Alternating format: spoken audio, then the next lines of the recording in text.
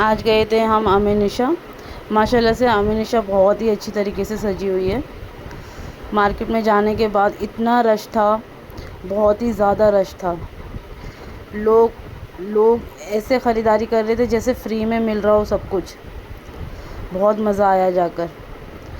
इतनी मस्ती की मैंने और शुक्रान ने, और शॉपिंग की। उसके बाद हम चले गए थे एक शॉप में, अल कोहिनूर, बहुत फेमस शॉप है अमीनिशा की। वहाँ से कुछ कपड़े लिए और भैया से कहा, भैया दे दो, डिस्काउंट दे दो हमें कुछ। तो उन्होंने कहा कुछ नहीं मिलेगा, निकल जाओ इस दुकान से। बड़ा ही मज़ा आया उनसे। उसके बाद हम निकल गए शुक्रान ने देख लिए गोलगप्पे।